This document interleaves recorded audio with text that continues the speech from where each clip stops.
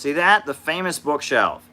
We have the bookshelf. And at some point, we will hear some loud noise coming from that direction. That'll be my wife coming home. She was working a late shift tonight, and she'll be walking through the living room to the bedroom where I often film. So that'll be great. When you hear the noise, do not panic. I'm sitting here in front of my bookshelf, so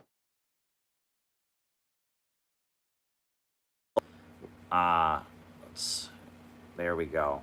So glad. Wow. Great times. Hit the like button, hit the subscribe button, hit the notifications bell. Always good to hit the notifications bell so you can be notified. You can be notified when I'm going to speak. We're a great little community here. We've been through a lot together. We really have. Kinky, she's in the chat sometimes. Out in Joshua Tree, California, she remembers when there were 10 people on here, 20 people. Now we barely have a live in which there aren't, 200, 300 people on here sometimes. We are moving ahead as a community, and we have withstood hard times. We've withstood hell and high water. We keep rolling onward because we have a message that we believe. And we have an understanding of world events. We have our inside jokes. We have all kinds of stuff. So thanks, everybody, for being here. Hit the like button. Hit the subscribe button. Hit the notifications bell. I've got plenty of unnamed water beverage. And the way we're going to do it tonight is I'm going to give my opening remarks. And then from there, I'll do your roll call, and we call you out as I see you, names and locations, and we find out who the audience is. Then after we do that, I answer your super chat questions, and then we're done. So as the super chats come rolling in, I'll be writing them down with my pen and paper, like I always do. So keep the super chats rolling in as I write them down. And we'll just do this. We'll do this as long as it takes, right? I'll give my opening remarks, and then from there, we're good to go. So, thanks for being here, everybody. Welcome. Glad you're here. Let's roll on ahead. So before I actually make my full-blown opening remarks, I wanted to just draw people's attention to a couple books. I figured since we're in front of the bookshelf, I wanted to draw people's attention to a few books that might be a good place to start for understanding this stuff. I'm unemployed and broke right now. What can I do to advance the cause of socialism? All right, writing it down. All right, unemployed, broke. Can I advance the cause of socialism? Very good question. All right. So I'm just going to go over quickly a couple books that if you really, really want to know about this worldview and this ideology, might be good. All right, Bukharin. All right, Bukharin and the Russian Revolution. Oh, wow. Got a lot of super chats to write down. That's okay. So let me write them down first. Oh, and thank you, Andre. Thank you, Andre. Okay, Russian Revolution. All right, and do Americans still believe what their government tells them? Do Americans still believe what government tells them? All right. Wow. Examples of black liberationists in the U.S. being influenced, right, by USSR and China. USSR, China, black liberation. All right. All right. I think that's all of them, but as they come, I'll just keep writing them down. Great start to what's going to be a great evening. So I just wanted to quickly go over a few books that might be a good place to start if you're interested in the kind of perspective that we have on these streams. This is something that we're all learning. They don't teach you this stuff in U.S. schools. They don't teach it to you in U.S. media. You have to kind of teach yourself it. And thank you, Edward, for the super chat. Good place to start would be Imperialism, the Eve of the Social Revolution of the Proletariat by Harpal Brar. This is an explanation of the Marxist theory of imperialism. Wow, thank you, Ruben, for the super chat. Much appreciated, and I will keep up the good work. Imperialism. The Eve of Social Revolution of the Proletariat by Harpal Brar. Very good book, very good introductory text, explains what imperialism is, the economics of imperialism. That's one good place to start. Next good place to start would be Labor and Monopoly Capital by Harvey Braverman. Monthly Review Press. Harvey Braverman, kind of a Trotskyite economist. He wrote Labor and Monopoly Capital. Great place to start. I would recommend that. Another book which I would recommend, much shorter than the other two, but very good place to start, is The Future is Up to Us by Nelson Peary. The Future is Up to Us by Nelson Peary, a revolutionary talking politics with the American people. Amazing book, a basic introduction to this worldview that I'm explaining on here, the worldview that I explain on here every night. That's a good place you can start, all right? War is a racket. Butler. This is a good place to start to understand it, all right? All right. Fall of Kabul.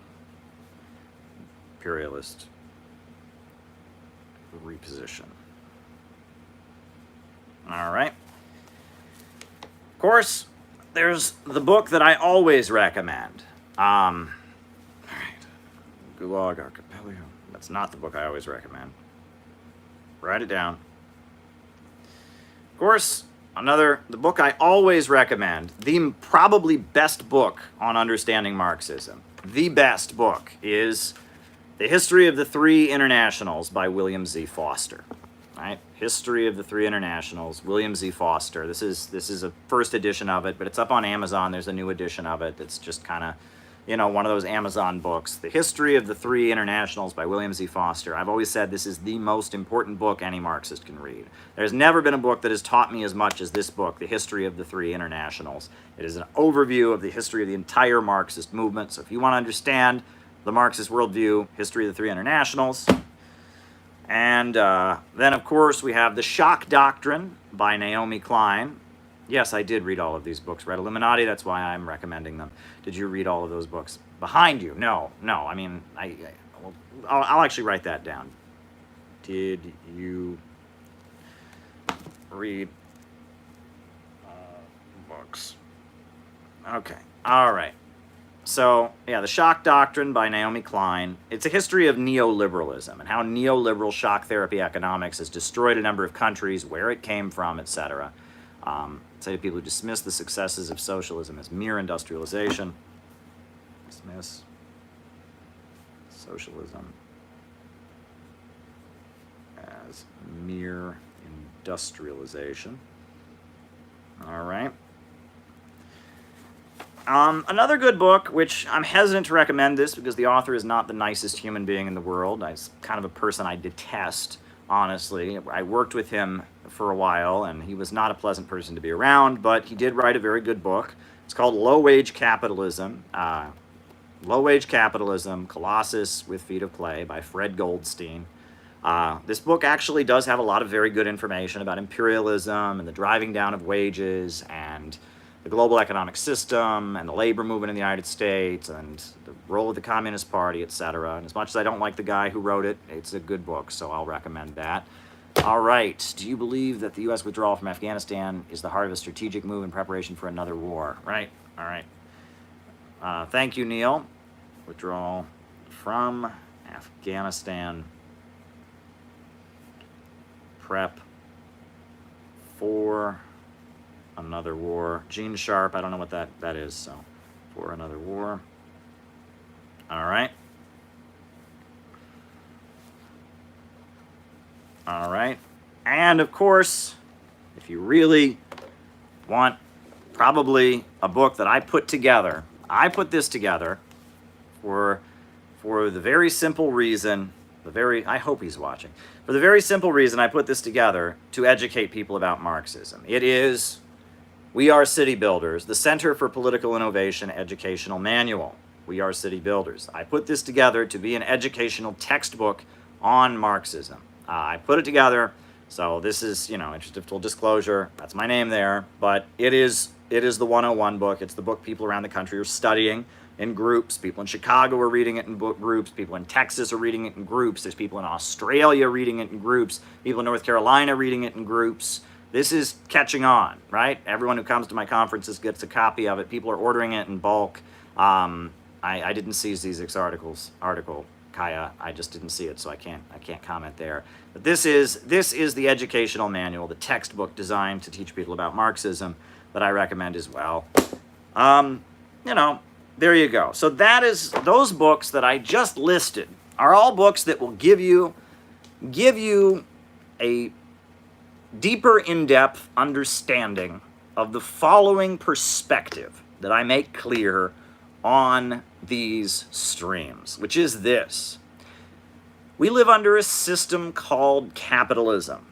Capitalism is a system where the banks and the factories and the major means of production and the centers of economic power are privately owned and operated in order to make a profit for those who own them. Under capitalism, there are two classes, the worker and the capitalist. The worker sells their labor power, and the capitalist owns the means of production. And those are the two classes. And in the 1800s, capitalism moved toward a monopolist stage of imperialism.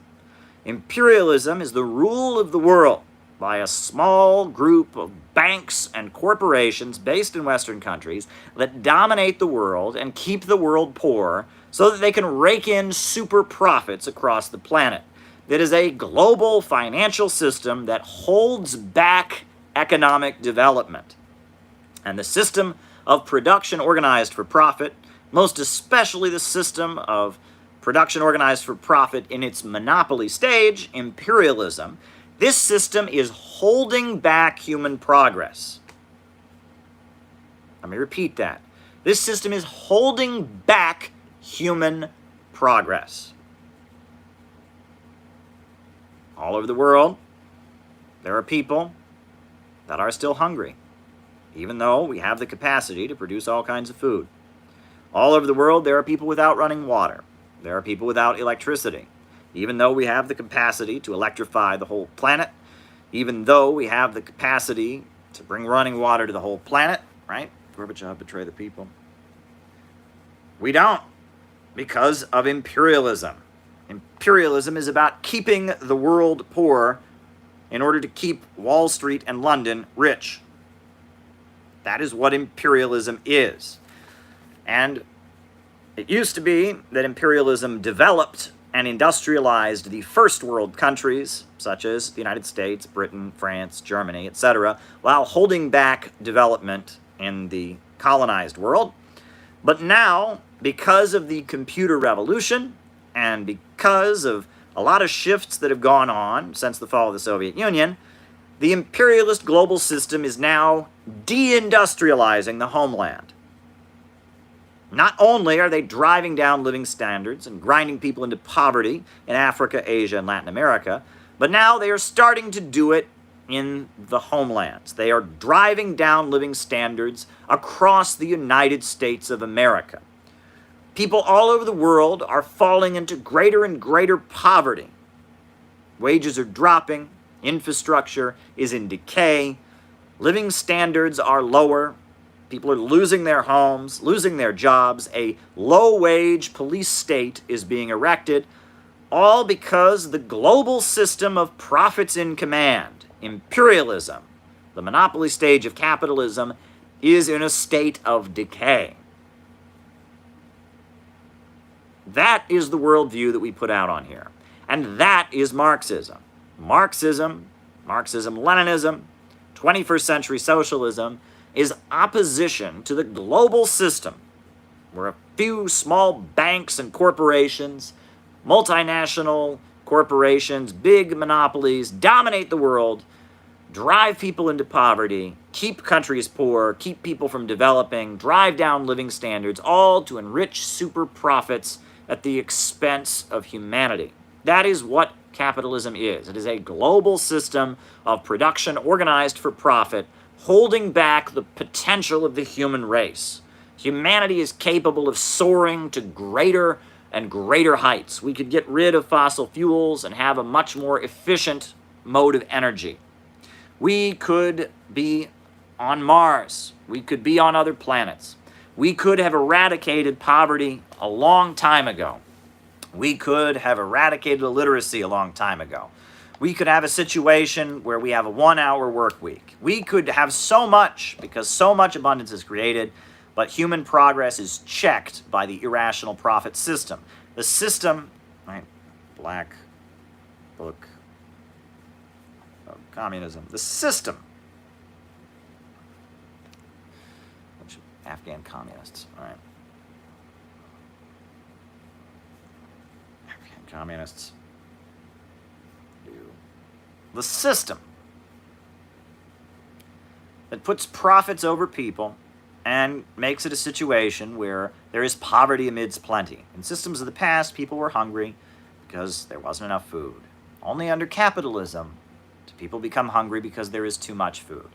Systems of the past, people were homeless because there weren't enough houses. Only under capitalism are people homeless because there are too many houses. This is the irrational capitalist system, and it must be overcome. And it doesn't take a genius to look at the capitalist system and say it's irrational. But of course, whenever you bring up the alternative, whenever you say, hey, why don't we have everyone be provided with a job? Why don't we have everyone be provided with health care? Why don't we organize the economy rationally, not according to the chaos of the market? Whenever you bring that up, everyone says, well, that's communism. That's communism. That's socialism. That's communism. Everywhere that has ever been tried, Trotsky, it's all on social issues, everywhere that's ever been tried, all it's led to is everyone being poor and miserable and dying, because communism doesn't work. Doesn't work. There's no incentive to survive. People are lazy. People are human nature, blah, blah, blah, blah, blah. This is what I was told my whole life. I looked at the capitalist system, the fact that people are worried about not having health care, worried about losing their jobs, etc. Thank you, Andre. And I looked at it and I thought this wasn't right. And everyone told me, well, we have to just put up with it. We've got to put up with it, because everywhere they've ever tried to have anything different, everywhere they tried to have communism, all it led to was everyone being poor and starving and miserable and dying en masse because of human nature, blah, blah, blah, blah, blah. Well, I went to the library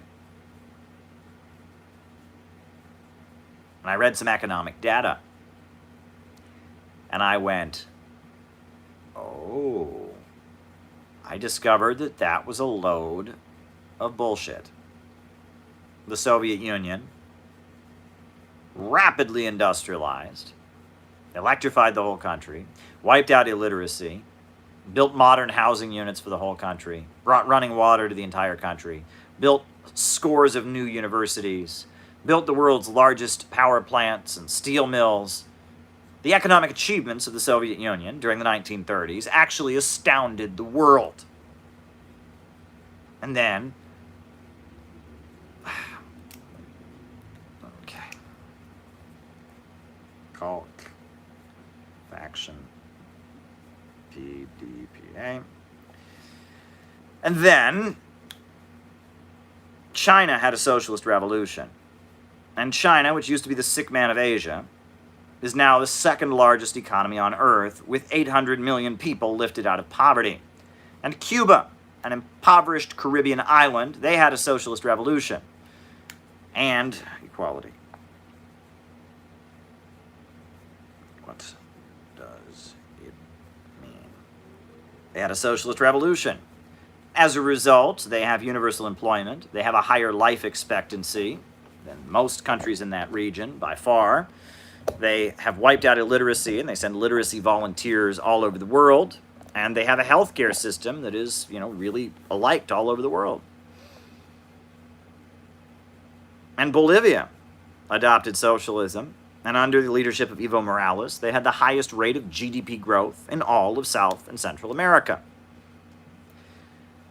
And I'm sorry, we have been sold a bill of goods. We have been sold a bill of goods. We have been lied to. Socialism has built some of the biggest power plants in the world.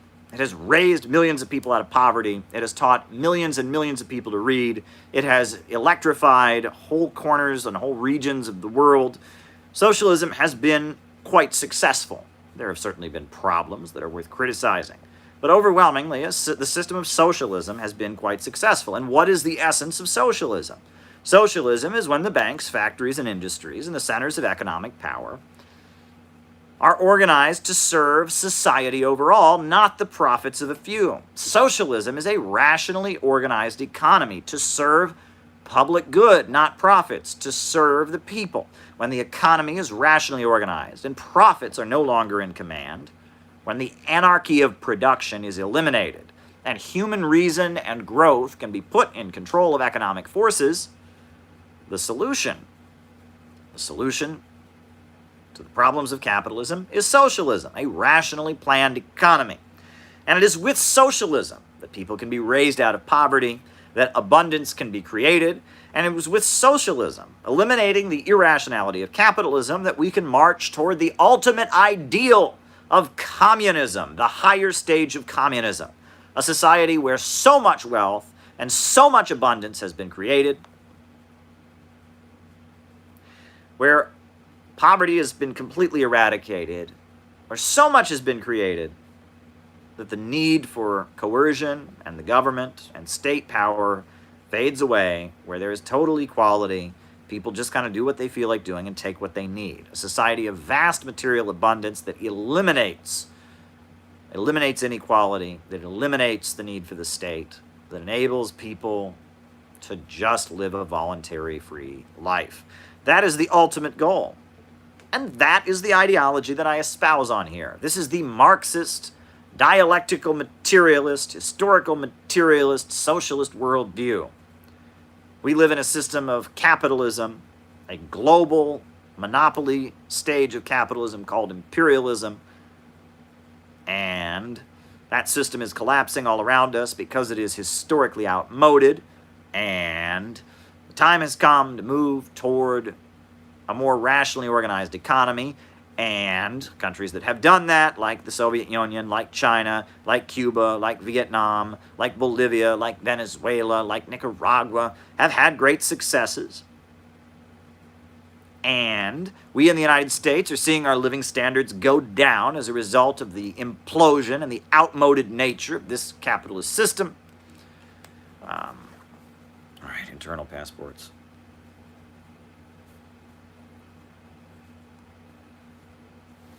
Outmoded capitalist system. And as a result, it is time for those of us who love our country here in the United States, love our communities, love our families, love our friends, to start standing up and standing in solidarity with the people of the world against imperialism. People in South America that are fighting imperialism have the same enemy as the people in Pennsylvania and Ohio.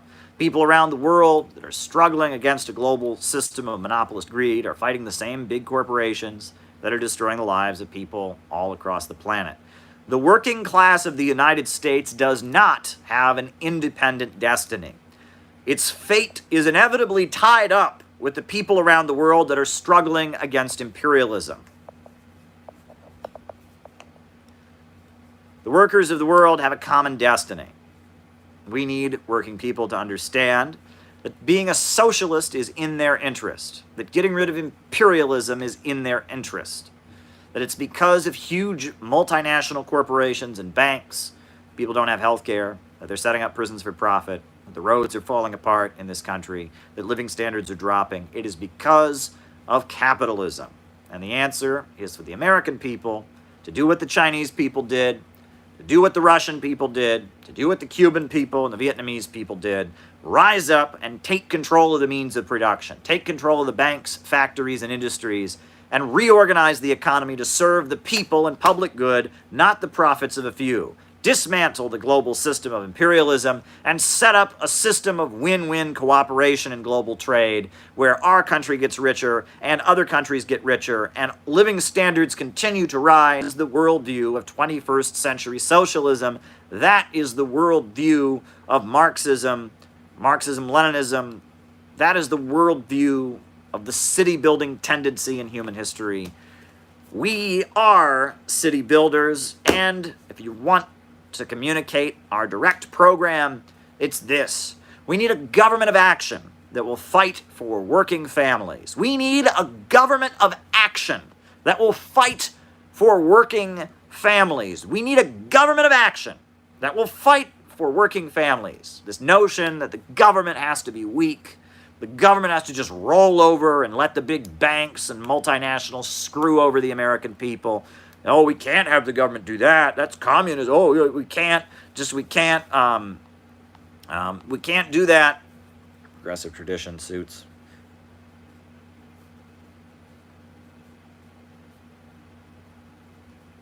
We can't do that. Well, that's wrong. We can have a government of action, a powerful working class government, a government that serves the people and fights against the monopolies. We can have a government of action. And if such a government of action were to emerge, it would take 4 specific steps. Step 1, it would have a mass program of reconstructing the country. Instead of bombing and destroying countries around the world, the government would mobilize the public to rebuild our roads, rebuild our infrastructure, rebuild our power plants and water treatment facilities, revamp the university system, wipe out poverty. It would rebuild and reinvent the United States with a mass program of reconstruction. That would be step 1. Step 2, in order to pay for it, we would have public ownership. Gaddafi, USSR.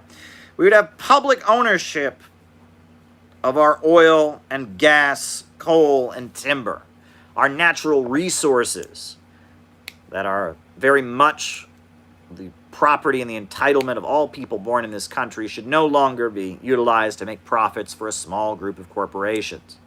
Instead, our oil, our gas, our coal, and our timber should be managed in a way that is for the overall good of the country, and the profits made from them should go into the public budget. Step 3 would be public control of banking. The lending of money should be done by the state at the local, state, and federal level. The government should strategically lend money. There should be a centralization of credit so that credit is assigned based on what is in the interest of society overall, not simply what will make profits for bankers. And then step 4 would be the enactment of an economic bill of rights. Nobody in this country, the richest country in the world, nobody here should be hungry. No one here should be unemployed. No one should be without education. An economic bill of rights. Petrodollar. Right. Petrodollar. Influence. Cold War results. No one should be without. We should make sure that everyone here has certain economic rights that they are entitled to. And that is our program. There are 2 other things that we advocate on here. Number 1, being that in order to solve the problem of fossil fuels, to deal with the issue of climate change, the United States and China and Russia and Iran and South Africa and India and every other major country in the world should come together to solve the issue of fusion energy. A new United Nations international territory should be created in the heartland of the United States called Fusion City. And all the greatest scientists and engineers and all the people working on fusion energy should come to one single location and be provided with all the funds and resources they need to tackle fossil fuels, to get us off of fossil fuels, to get us fusion energy immediately. There should be a united global effort, unified global effort to get fusion energy now. And it should be called Fusion City, and it should be built in the heartland of America. Thank you, Andre. Iowa, Kansas, Nebraska, somewhere along there, you need to build Fusion City, a huge high-tech facility where international scientists from every major country combine their efforts to, in a desperate, mad crash program to save humanity from the nightmare of fossil fuels. Fusion City must be built, and in order to deal with the crisis of mass migration along our border, instead of building a big giant wall, which will not solve the problem, Instead of offering compassion, but pretty much the same policies, which is what the Democrats are doing, which will not solve the problem, we need to create the Sandino-Zapata economic corridor. China, the United States, Mexico, and Nicaragua should team up together for an emergency program of economic development of Central America. Guatemala and Honduras and El Salvador should have jobs and schools and hospitals and education. It is a matter of national security for the United States that we eradicate the extreme poverty that plagues that region and we wipe out the drug gangs, right? That is a matter of national emergency. A combined effort, Nicaragua, Mexico, the United States, and China, creating an economic corridor from the southwest United States all the way down to Nicaragua, where jobs are created, schools are created, high-speed railway is constructed, hospitals are built. If we did this, the humanitarian crisis facing our border of people fleeing their homeland would be gone. It would be eradicated. It would be a historical footnote. Economic development, science, human progress. This is how we solve problems. This is how we solve problems. We believe that human beings are tool makers. They're not mere animals, but they have intelligence. Beavers have been building their beaver dams the same way for thousands and millions of years. Ants have been building their ant farms the same way for millions of years. But we human beings, in just 7,000 or 8,000 years, we've gone from hunter-gatherers in the woods to space travel and iPhones, and that is the unique aspect of the human species. We are constantly reinventing the way we interact with our environment, forcing it to more efficiently serve us so that we can create a higher life expectancy and living situation for ourselves. Human beings are the tool-making species, the only species capable of building civilization and building technology. And this nature of humanity, as a step above all other species, as possessing a unique form of intelligence, this aspect of the human species must be celebrated. Humans are not a cancer on Mother Earth. Humans are a unique and special thing. Lots of neocons going on Fox crying about Afghanistan back in 2020. Right. Fox crying about Afghanistan back in 2024. So that, folks, is our worldview. And that is the Marxist worldview.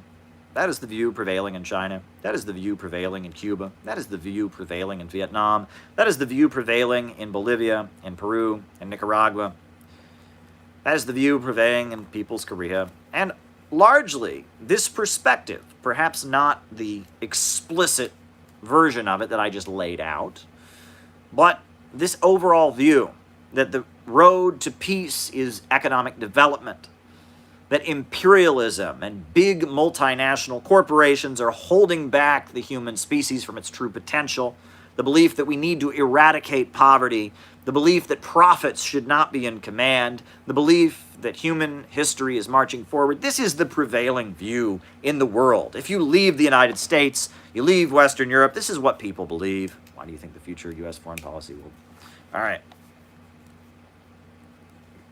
Future U.S. policy post Afghanistan. This is the prevailing view. This is what people around the world believe. This is the sitting building tendency. And it has been obscured because the Western world is dominated by a worldview that sees things very, very differently. Among the rich and powerful and the ultra-rich, among the big corporations, speculative intelligence agents misled Biden. Intel misled Biden.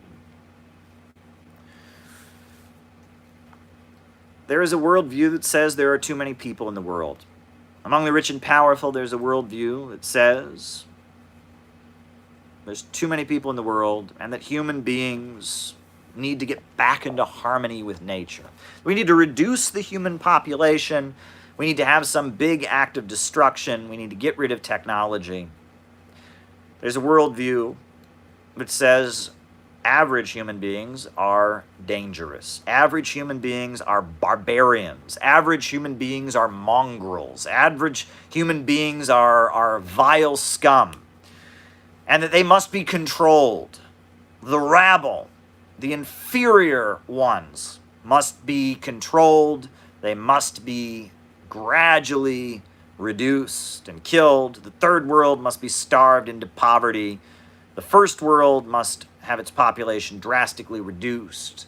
We need to razzle-dazzle the masses, brainwash them, manipulate them, miseducate them, because when people get together, they're dangerous. Whenever average people get together and start demanding their rights, start demanding better living conditions, oh, this is the greatest evil. That populism in any form is just evil. That is the worldview among the rich and powerful. The Malthusian worldview, the pessimist worldview, the occultist worldview, the satanic worldview. This is the prevailing view among the rich and powerful. Throughout human history, we have had laws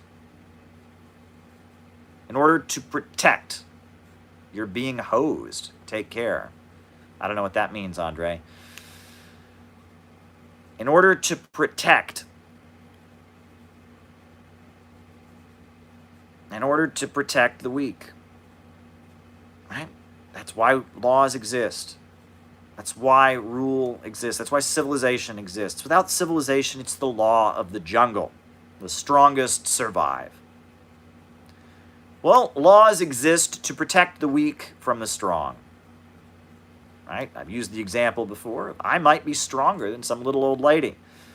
So, if this were the law of the jungle, and there was a little old lady crossing the street, I could walk up to her and punch her and take her purse. And in the law of the jungle, I happen to be stronger and I survive. The reason we have law in this world is to protect me, or to protect that little old lady. To make sure that guys like me who happen to be stronger can't just punch them and take their purse and steal their money. Right? We have law. We have law to protect the weak from the strong. And when you get rid of law, the result is that the strong ruthlessly rule over the weak. There is a slogan that is it's on the walls of the U.S. Department of Justice. It says, where the law stops, tyranny begins. Where law stops, tyranny begins. Because without law, those who are stronger, those who have the most money, those who have the most wealth and power, those who are, have the most weapons, they just ruthlessly rule over others. But the folks who dominate the world see it the other way around. You read the writings of Ayn Rand, you read the writings of Leo Strauss, you read Adam Smith, Robert Thomas Malthus. They don't see it that way. They say law exists to protect the rich and powerful, the elite, the philosopher kings, from the rabble, from the inferior ones. The oligarchs, the elite, their worldview is that humanity is a cancer. Humanity is a problem. Humanity must be controlled, and humans are just another animal when it gets down to it, and they're a dangerous animal. And that worldview has a right-wing incarnation, and that is the economics of neoliberalism. Adam Smith, Friedrich von Hayek, Milton Friedman, Alan Greenspan, Ayn Rand, the neoliberal economic school of thought that says just privatize everything. Just privatize everything. That is the right-wing incarnation of this dangerous oligarchical worldview. And the left-wing incarnation of it, which emerged after the Second World War as a response to communism, the left-wing incarnation of this worldview is the elitist perspective, is the views put forward by Susan Sontag and Mary McCarthy and Hannah Arendt, the view that whenever the rabble get together, it's called fascism, right? And that the Soviet Union, even though it was a socialist society, was fascist because the rabble had come together and were fighting for their rights. And that when it gets down to it, all mass movements are fascist. And the kind of people who believe that right and wrong exists and want to go out and make sacrifices for the cause of right and would be willing to lay down their lives for a cause they believe in, they have a mental illness called the authoritarian personality. And that actually, truth is all just a matter of opinion. And actually, it's really awesome when Jackson Pollock splashes his paint all over the canvas, because then there's no like shapes or anything, man. That's authoritarianism. And everyone should just smoke marijuana and LSD and get themselves high and drunk all the time and go, right? And that beauty is fascist, and ugliness, we should have paintings of pieces of shit, and we should have paintings of ugly things and big, piles of slime and dumpsters, and that ugliness should be celebrated while beauty is considered to be authoritarian. And this is the left-wing incarnation. And both the neoliberal economics of the right wing and the neoconservative imperialistic foreign policy view, as well as the anti-populists, on the left, all of this is a reflection of the oligarchical worldview. All of this is the worldview of the ultra-rich. This is the worldview of the ultra-monopolists, the Rockefellers, the Carnegies, the DuPonts, the big banks and corporations, the oil monopolies that dominate the economy. They have a worldview, and the fundamental essence of their worldview is pessimism. Pessimism. The belief that the world is getting worse. The world is getting worse. Everything's going to hell. There is no hope. Humans are disgusting. Pessimism. Pessimism. That is the essence of the oligarchical worldview. And fascism. Fascism is when the oligarchical, destructive worldview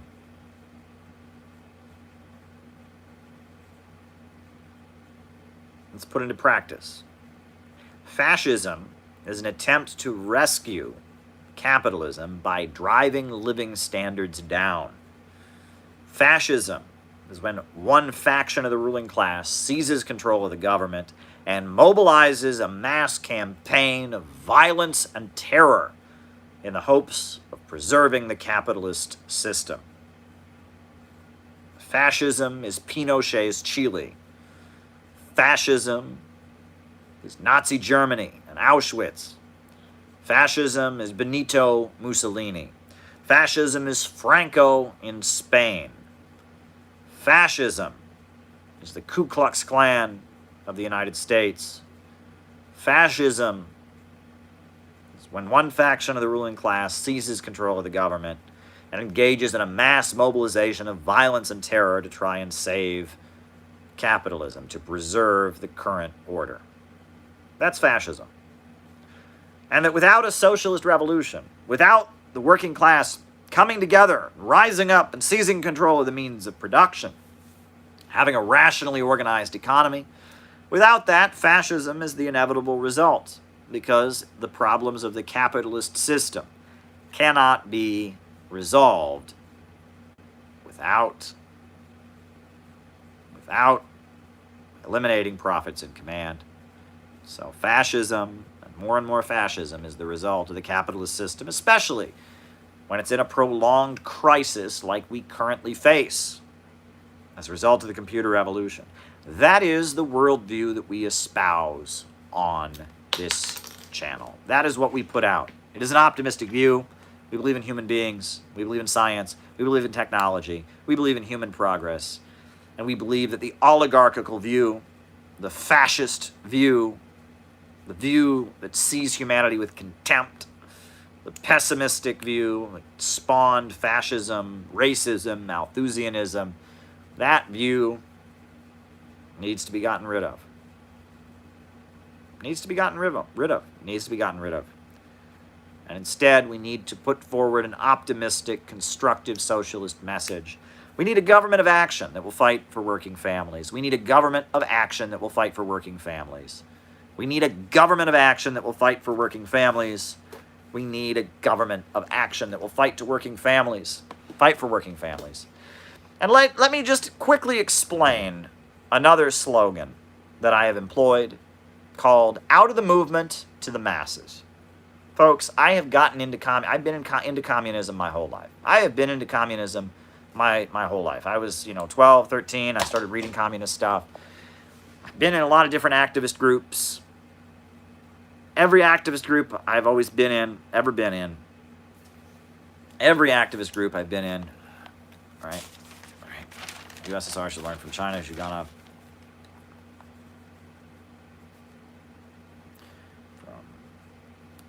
China. Every activist group I've ever been in, there have been two types of people. Most of the people in that activist group are people who genuinely believe in communism. People who genuinely believe that we can get to a society with socialism. We're genuinely interested in economics.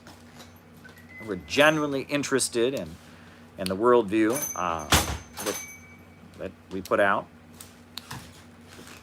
But then, there is another worldview. Every activist circle I've ever been in, there's always somebody, always some folks, there's always some folks who seem to be there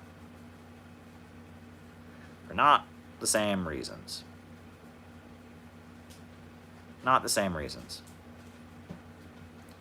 Seem to be there to manage other people, tell them what to do.